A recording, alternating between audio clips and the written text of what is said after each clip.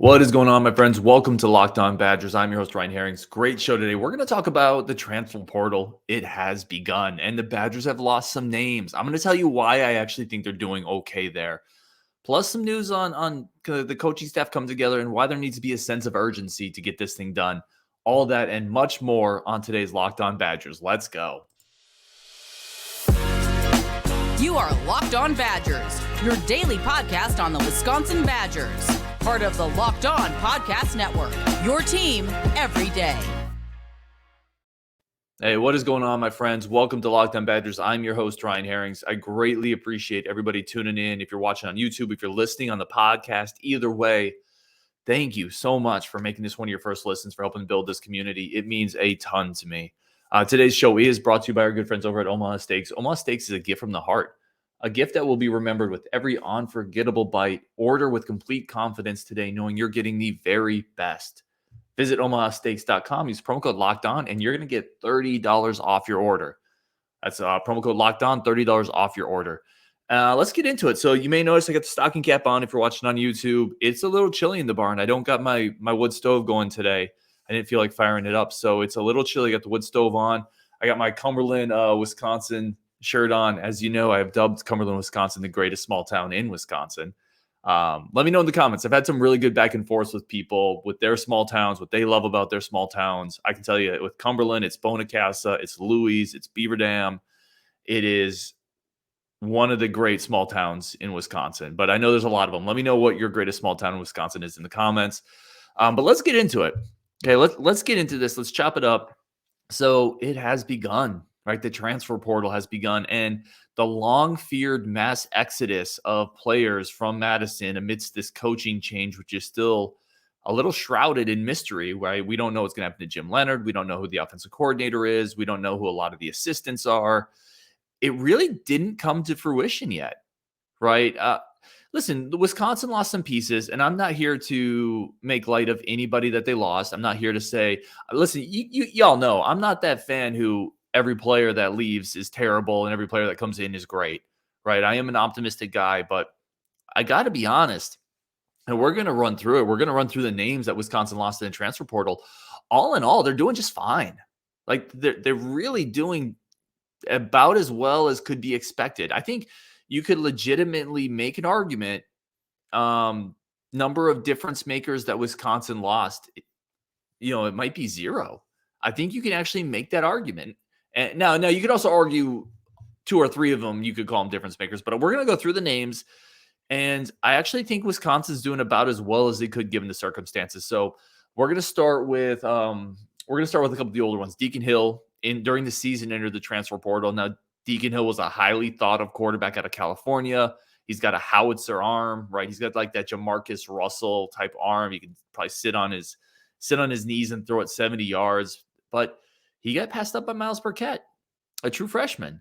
And so you almost kind of have to chalk that up. Now, depth is important too, by the way. It's not just your first line isn't the only thing that matters, right? Having bodies in the room developing matters. And maybe it's possible he was developing at a slower pace, but his upside's higher. Like, I'm not saying he's not a loss because Burkett passed him up, but Miles Burkett passed him up, right? So I don't know if that's a huge loss. He's a guy that came into spring. I talked about it on this very show. He's overweight. That's a red flag, So I think Miles Burkett passed him up. Writing was on the wall. You had Marcus Allen and Stephen Bracey enter the portal. Stephen Bracey was never able to stay healthy. So, the greatest, what do coaches say? The greatest ability is availability. And he just, it stinks. Because he was electric when he was healthy. He had a kickoff return for a touchdown against Nebraska, I believe it was, but he was never able to stay healthy. That is hard to chalk that up as a big loss. Marcus Allen, we all really liked. Like, I went into the season thinking he might be the number 2, very unique physical specimen, kind of Aquan Bolden type build, 6'3", but he had also gotten passed up, right? Skylar Bell passed him up and Keontae Lewis passed him up. So again, that's not to say he's not a loss. Right. And that's certainly not to say he's a bum, although he did go commit to Minnesota. So, I'm not really. Listen, I'm going to have a hard time rooting for him on that one. But like he's definitely a talented dude, but he got passed up as well. And then you have the quarterback Graham Mertz enter the portal. We talked at length about Mertz the other day. I'm not going to talk about him again today, but he's certainly a quarterback that a lot of Badger fans aren't chalking up as a huge loss. I think the quarterbacking room needs bodies, and in that sense, he hurts it by leaving. But again, not a player that leaves, and as a Badger fan, it breaks your heart, and you're like, oh no, we really needed him next year. So then you have 3 players entered today. You had Titus Toller. Titus Toller was a safety a lot of people really liked. If you go back to that 2019 class, coming out of a powerhouse high school, he was a late commit, borderline 4-star, high 3-star player, physical tools. But he basically missed the previous 2 years with injuries, and he had also gotten passed up on the safety depth chart. Like, there's players in front of him now. Austin Brown's in front of him. Kamoe Latu's in front of him. Hunter Woller's in front of him. Preston Zachman's probably in front of him. So again, a depth piece, which I'm going to keep saying, depth really does matter. Having quality bodies in the second and third line really does matter, but not an impact piece going forward that anybody's projecting. And then you have Tristan Monday, who just entered the portal today. Now, Monday's interesting to me. So Tristan Monday, strong side defensive end out of Arizona, Scottsdale, Arizona, which is a really nice area, by the way. Not that that's germane to anything we're talking about. 2022 class, didn't play this year. I liked him a lot coming out of high school. I thought the Badgers got a steal here. He was being recruited by some schools as a linebacker, and I thought he was much more of a defensive lineman. He's violent. He has a motor. This one kind of stings to me. But again, it's not a guy that, if we're talking about transfer portal hits that really sting, he hasn't proven anything. He wasn't an uber recruit. It's very possible that he wouldn't develop here. Now, again, I liked him. I'm bummed he's leaving. I thought he was a kind of a steal as a recruit. I think he fits the mold that the Badgers were doing. That's another point, right? We don't know what they're doing with the defensive line going forward or the scheme. I thought he definitely fit Jim Leonhard's mold, Ross Kalaji's mold. So, I mean, this one kind of stings for me. He was one of my kind of sleeper favorite recruits. I was hoping he'd stick around. He's already committed to Arizona State, by the way, so he's going back home. Can't blame a kid for that, but he's gone. And then Michael Furtney also entered the transfer portal today. Furtney, obviously a veteran offensive lineman for the Badgers, has played in 43 games, 11 starts. Really good, dependable, versatile offensive lineman. Plays on the inside, but you could probably swing the tackle if you have. You can swing the tackle if you have to. Has been in the program for a long time. Really bid his dues. But again, not a guy that leaves and you're like, gosh, we really thought he was our next All-American or All-Conference offensive lineman. So what I'm saying is these are solid players. A couple of them still have development room. They still have upside. They don't have a realized ceiling yet. So it's very possible we look back and be like, oh, man, Marcus Allen, that was the one that got away. Or Tristan Monday, man, look at him down at Arizona State. He really put together a great senior season. But all in all, there really hasn't been a player you'd point to and say, that one crushes me as a Badger fan, which all things considered, that's pretty good. Right now, I think a lot of Badger players are probably in a bit of a wait and see mode. You didn't have to enter your name today, right? The portal's open for 45 days here. So you have time, but we've seen other schools. I'm telling you, Florida had 15-ish or plus kids enter the portal. Stanford was ravaged by the portal. A couple schools, Tennessee got hit really hard by the portal. So there's schools that got hammered by the portal today with big time key players. Wisconsin did just fine. So it's interesting to me. I think there was an expectation that there would be a great migration out of this locker room, and it hasn't happened for whatever reason. That's not to say it won't happen. It still could. I think like I said, I think there's a wait and see approach here, but so far so good for the Badgers. I'll say that. Coming up next, we're going to talk a little bit about the sense of urgency that needs to start kicking in here. And I'm not trying to get crazy with it. Luke Fickell's been on the job for like a week. But he did happen to come into the job during transfer season and close to the early signing day. So we got to get some movement here. We're going to talk about that next. Touch on Jim Leonhard as well, coming up on Locked On Badgers. But first, today's show is brought to you by our good friends over at Omaha Steaks. And Omaha Steaks is the perfect gift, the perfect thing you can do this holiday season to really become that hero gift giver. It is America's original butcher since 1917, and it's a holiday gift that is guaranteed to be loved. The steak experts at Omaha Steaks have put together a special curated gift packages to help take the guesswork out of gifting to make you a holiday hero, go to omahasteaks.com, use the code LOCKEDON at checkout to get $30 off your order. Omaha Steaks is a gift from the heart, a gift that will be remembered with every unforgettable bite. Order with complete confidence today, knowing what you ordered is the very best. Visit omahasteaks.com. Again, promo code LOCKEDON, get $30 off your order. Minimum order may be required. Omaha Steaks has everything you need to give a gift that's simply perfect. Gifts like aged tender steak, juicy burgers, decadent desserts, classic comfort meals, which I'm all about. Gourmet gifts from Omaha Steak. They're a gift from the heart, a gift that everyone will remember with every unforgettable bite. Plus, again, we talked about a special offer, $30 off your order, minimum order required. Shop early, beat the rush. Whether you're shopping for friends, family, colleagues, or yourself, every order is backed by their unconditional money-back guarantee. When you're done here, go check out Locked On Sports Today. It's all the biggest sports news every single day, like only the Locked On Network can provide. Go check that out when you're done here. And let's keep going. Let's talk about the sense of urgency. What's happening now? The spot Luke Fickell finds himself in, right? And listen, he didn't come in at the most chill moment. Okay, the transfer portal is now open. Early signing days just a couple weeks away. So what does he have to do? What are the priorities here? What do we got to get moving on? So obviously transfer portal. He also has to circle around and solidify this 2023 high school class. It's not just the transfer portal. It's also this high school class is falling apart right now. And that's not Fickell's fault. And I don't blame anybody at Wisconsin for this. I've said, if you listen to the show, I've said on a multitude of occasions, you don't rush the coaching decision to save a single recruiting class. That's malpractice, okay? One recruiting class will not make or break the program. Two recruiting classes will not make or break the program. Finding or hiring the wrong coach will.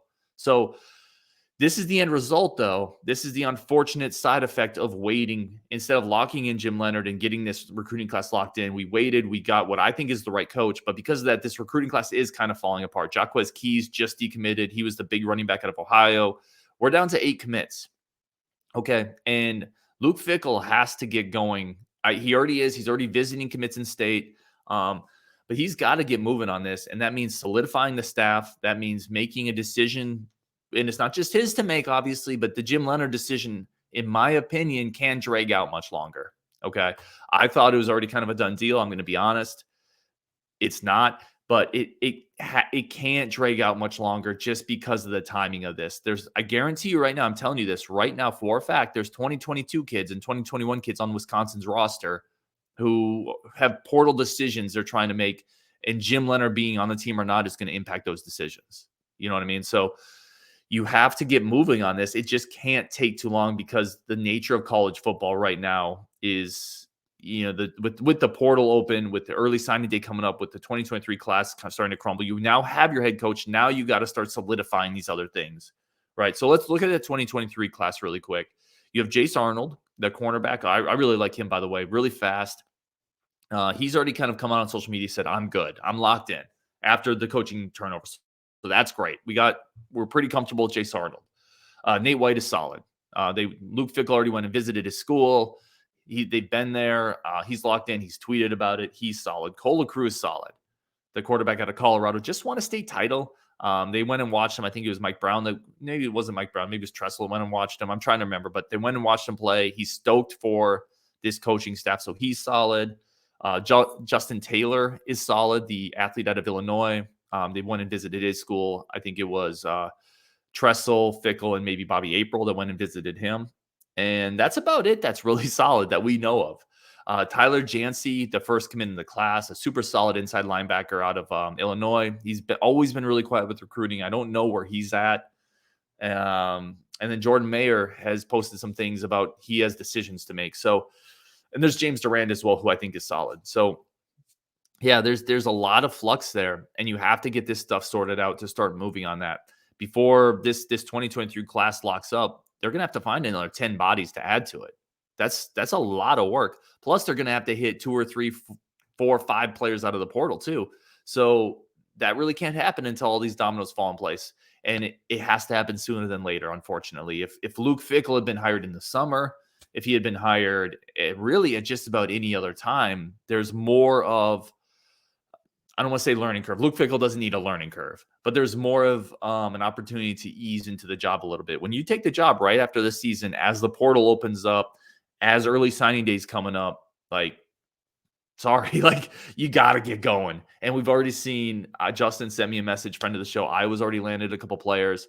There's a lot of movement going on right now. So I would anticipate, and I have no intel on this, but I would anticipate the Jim Leonhard decision needs to come in the next couple days. And I think it will, because I don't know what else there is to really figure out. Obviously this is an incredibly tough decision for Jim Leonhard. I want to be very, very realistic and understanding and empathetic of that. That being said, it can't take that long anymore. Like it's going to have to start moving. And as much respect as I have for Jim Leonhard, which is an incredible amount, and as much, what would I say? As much as he's earned the right to really sleep on this and think about it, and he has earned that right. It's been a couple days. I got to think in the next couple days you figure something out, and if not, you probably have to move on. I don't think you can wait too much longer with this one. Because I'm telling you right now, there's players on the roster who are making decisions based on where this goes, and they're not going to wait forever. So that's where I'm at with that one. A little bit of sense of urgency. And then, there's a couple other things that they still have to get done in terms of filling out the rest of the staff. It's going to be really interesting to see. This next couple weeks is just going to be completely chaotic and amazing and awesome and heartbreaking and fun. And there's going to be so much happening. So we're going to keep following along with that. Stay tuned to that. Just remember, there's a lot of moving pieces right now. The other thing I'd say, I got off on a little bit of a ramble there, but the other thing I would say with all of this is if Jim Leonhard, we did a show that Jim Leonhard was staying and how excited we are. If it turns out that he doesn't stay and he moves on, I would assume Tressel will end up being the defensive coordinator, and then Bobby April will probably stay as well as the linebackers coach. So I still think Wisconsin's in good hands there. Obviously, I still would rather have Jim Leonhard. I think most people would. That would be the home run. But Wisconsin has a good fallback there, just in case Jim Leonhard ends up taking a step back. So something to just keep in the back of your mind. Wisconsin won't be lost, up the creek without a paddle in that situation. All right, coming up next, I have a bunch of comments from y'all I want to get to. Really on all sides of the Mertz thing. A lot of these comments are based on the show I did about Graham Mertz, where I took a lot of the Graham Mertz culpability, and I put a lot of it on Wisconsin, the coaches, the program, the player development, the offensive scheme. And I got comments on both sides of this. I want to talk about it more and hear your thoughts, because y'all are what makes the community great. So that's coming up next on Locked On Badgers. But first, our show is brought to you by our good friends over at Built Bar. We haven't done a Built Bar ad in a while. I love Built Bars. So let's hit the pause button for a second. Let's talk about this. They have great new flavors, okay? And their flavors are great anyway, but you have to check out Cookie Dough Topper, Coconut Brownie Bar, Coconut Brownie Topper, White Chocolate Peppermint Granola. It's Built Bar's take on granola bars, so it's more filling and still insanely tasty. Candy Cane Brownie. Built Bars, it's like biting into the universe's most delicious cloud, filled with protein and all the things that your body needs. If you haven't tried a Built Bar before, they're literally the best tasting protein bar ever. I eat them. My kids eat them. They raid my Built Bar. And so I start hiding some, but I give them some too, because low-key, I want them to eat healthy. So it's kind of like a dad win, even though I'm sad that they eat all of my Built Bars. They're revolutionizing nutrition, 100% real chocolate, 17 or more grams of protein, low sugar, low calories, and it tastes, again, incredible. So you got to go check this out. Built, you got to try this. I use them. Get 15% off your order right now using the code LOCKEDON15 at built.com. All right. I do appreciate everybody tuning in. We got a bunch of comments yours. If you enjoy the show and it's been growing like crazy because of all y'all, hit the subscribe button. Let's keep this thing growing. I have some really fun stuff coming up. You're not going to want to miss it, including this incredible giveaway show where we're going to have autographed helmets, sports cards, Badger gear, swag, all for free. Just giving it away on the YouTube show as a way to say thank you. So you're not going to want to miss it. We're going to want to subscribe to be able to qualify for that stuff. And with that, let's get into comments. We got a bunch of stuff to get into. My disclaimer, as always with comments, is I get a lot of them. I can't get them all in here. I also get several flavors of the same type of comment. So you may not have your comment in here, but it might be the same type of thing about Mertz as someone else said. So just understand that. And then the last thing is I can only put 200 characters on the screen. So some comments are longer. I paraphrase and I cut stuff out to make the comment fit, but I never try to take away from the original messaging or what you're trying to say. So those are the disclaimers. Let's get into it. We're going to start here. A lot of this is about the Mertz show, where I said, listen, I'll start here before I get into the comments. I don't think the blame is ever 100% on one side or the other. Both Graham Mertz and Wisconsin has some culpability in this quarterback program relationship not working. I tend to think more that's on Wisconsin's side, but let's get into it. Let's see. Nick F says, I hate that I'm glad he's gone, but it's just unacceptable to have a successful game be that you don't throw an interception, which was the minority of the time. There are so many great quarterbacks in the portal. Yeah, I think that's a sentiment a lot of people have, Nick. You know, that you don't want to be glad that someone is gone, but you're glad that he's gone. And I get that. That's fair. I get that. Kurt Cole says, it'll be interesting to see how long before the new coach can establish himself. How many Cincy recruits can replace the crisp recruits leaving? It usually takes a couple years. I threw, Kurt, by the way, thanks for the comment. I threw this comment in here because expectations next year are going to be really interesting to monitor. And I don't think Fickell's going to have a long leash. Is that fair? Probably not. But if you take a swing like this and you backburner Jim Leonhard and you bring in Luke Fickell and he's making $7 million and he has that resume and you're playing this Big Ten West schedule, best believe expectations are going to be, you better come in here and start winning right away. So I don't think it can take a couple years for him. I think he has to come in, hit the ground running, which again, with my previous segment, that's where I was saying, like, let's go. You got to start cooking. Yeah, I think he's got to win 8-9 games next year. Otherwise, people are going to already start hankering. Fair or not? I think that's just is what it is. Let's see. Tang Xiong said, might be a different story if John Budmeyer didn't take the offensive coordinator job at Colorado State and stayed the quarterback coach at Wisconsin. Yeah, I think this is a great comment because this is the crux of what I've been saying. And Tang nailed this. Like, you brought in this quarterback and then you failed to give him a quarterback's coach.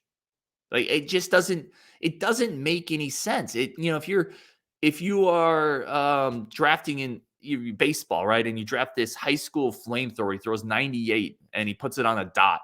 And then you don't give him a pitching coach. You like just move somebody over. You're like, this guy was a second baseman or, whatever, but he'll be fine. He'll be able to teach you. The Wisconsin failed him in his development by not giving him proper quarterback coaches, by switching it up all the time.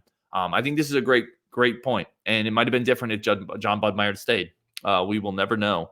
Rob Wells says time for a change. Yes, that I agree with. 100%.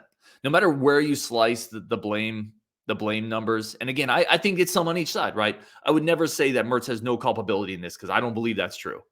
But no matter what, I think it's time for a change. It feels like it's time for a change. It feels like Graham Mertz thinks it's time for a change. I said before, it makes some sense to cast away the demons of the Paul Chryst era offensively. Not that Mertz is that, but I mean, all the vestiges from that offense, it kind of makes sense to cast that away a little bit. Let's keep going here. B. Valterra says he is mature beyond his years. Thanks to him for staying with his commitment to us, even though bigger teams came in. Wish it would have worked out. Yeah. I mean, sometimes things just don't work out. And he did stick with Wisconsin. He had options to jump to bigger schools, to those schools that all recruits talk about. And he could have done that, and he decided not to. For some reason, my camera just got blurry. So if you're seeing that, I apologize. I don't know what happened there, but I'm going to keep going through this. Bo Dragon says, I would like to pass on my condolences to the fans of the next team. Turnover machine Mertz reverse catapults their offense into the dirt. Listen, I'm not here to throw any type of insults at Mertz. Like, I'm not going to dance on his grave. I think he was a good dude. He worked hard. He was a good leader. His teammates obviously loved him. I do laugh at turnover machine Mertz reverse catapults their offense into the dirt. Bo, thank you for the comment as always, man. Fred C says needs to go to a group of 5 program. He was way over his head at this level. I don't know. I mean, statistically, certainly last year, you could make that argument. I think that's fair. He had more interceptions and touchdowns last year. I think he was better this year. I think he's a better quarterback than a group of 5 guy. That's only my opinion, though. Let me know in the comments if you disagree. I could be off on that. William Staley, do you ever mention women's volleyball or is it just men's sports? Seriously, multiple exclamation points. Listen, William, first of all, thank you for the comment. I really do. I hope people know, like, I don't only put up comments that are nice or, yeah, this is kind of a critical one. And I agree. Like, I have a lot of areas where I need to get better. Tracking women's sports is one that I would like to. It's tough because just to be honest with y'all, I've never watched volleyball. Like, it's never been a sport that I followed or I know about. When Wisconsin volleyball is really good, I'll watch the championship game. It's a lot of fun. I just can't speak intelligently on it, and it's something I need to get better at. But it's also tough when the numbers. I'll just say this: like we do better numbers talking about football, right? But I gotta get better at that. I think it's a fair criticism, a fair point. It's something I'll work on. I appreciate the comment, man. Let's see. Let's keep going here. Ekelanders, I probably mispronounced that name, said, well said on Mertz. He sounds like he's agreeing with me. My man, let's get it. Expectations on him are only fair if he was given the tools to succeed. The coaching was bad. The offensive line didn't live up to expectations, and he never had a great receiving core. Yes, that's it. You and I are on the same boat here. Like, I don't know how you can judge him so harshly when he wasn't set up to succeed. But again, that's only my opinion. You agree as well. I love it. Let's keep going. Jake, United States Marine Corps. I'm guessing he was a Marine, which, by the way, thank you for your service. Really, really do appreciate that if that's the case. Thank God he's taking his place somewhere else, but also wish him the best. He was a good dude, just not a good thrower of the football. I think this is a really good tact here. Like, if you're excited for him to be gone because you want to see someone else playing quarterback, I 100% get that. I don't think most people would argue with you. But I like that you can also acknowledge the fact I wish him the best. Jake, that's a good comment, man. I like that. Siegfried says, for the first time in my life, I started losing interest in the Badgers because it's Mertz. I figured as long as he was a starting quarterback, they would never accomplish anything of note. And Siegfried had a much longer comment. Again, I could only put 200 characters in, but I tried to take some of the crux of it. And I think this kind of sums up a little what you're saying. And I think a lot of people were there, right? This offense and this program, and it almost had started to take some of the fun out of watching it, right? It almost became a chore that you felt committed to do because you are a Badger fan and you're invested. But seeing this offense continue to go out and just basically walk through the swamp of sadness, like that scene from the Neverending Story where you're trying to pull the horse through the swamp of sadness and he just refuses and dies. That's what this offense felt like at times. And yeah, so I can get the comment that watching with this, if Mertz was coming back, it could feel like more the same, and that's just a little depressing. So I do get that comment. A couple more comments here. Really do appreciate all the comments. As I said, I read everything. I try to respond to a lot of them. I try to put them up on here because if you take the time to do it, I'm going to take the time to react to it. Okay. And I think that's an important part of what we're trying to build here. This one is from Chris Hopp. Wisconsin failed Graham Mertz, and Graham Mertz failed Wisconsin. In wins, Graham was an above-average Big Ten quarterback. However, in losses, he was probably like a bottom 3 Big Ten quarterback. Yeah, I think it's very fair. And I love your first sentence there. That you're putting that better than I did. I think Wisconsin failed Graham Mertz, and I think Graham Mertz failed Wisconsin. It was just a broken relationship at the end. And I also think his inconsistency, which you're hitting on, was a major issue. He had some great games this year. The Purdue game, which was a huge win for Wisconsin in that moment. Well, he was great. But then he followed it up with the Iowa game and the Maryland game. Even if you want to say the win in the Maryland game, the Iowa game was terrible. He wasn't good enough in the Minnesota game, the Nebraska game. So just the inconsistencies from Mertz really hurt him and this offense. 2 more comments here. This is from Cold Stone, who has been listening to the show for a long time. Really appreciate your comments as always. He said, listen, I'm not a GM hater, but he just wasn't good enough for the past 3 years, regardless of coaching staff and regardless of offensive scheme. A better quarterback would have made a huge difference. Yeah, can't argue that. I think that's very well said. And I agree. A better quarterback would have made a big difference. And Mertz wasn't. Here's the thing with Mertz. He hasn't been good enough to elevate himself out of a bad ecosystem. Great quarterbacks can elevate themselves out of bad ecosystems. Mertz can't do that. He's not a great quarterback. So I think that's a very fair comment. I'm going to finish here with Badger and Bournemouth, who's also been a longtime supporter of the show. I wish Graham the best of luck on Wisconsin forward. That's very well said. That's a great way to end it. Appreciate everybody tuning in as always. Remember to hit the subscribe button. We have a big time giveaway coming up. You're going to want to be subscribed to qualify for that. On Wisconsin, let's go. Bunch more to talk about tomorrow. We got Rajiv coming on.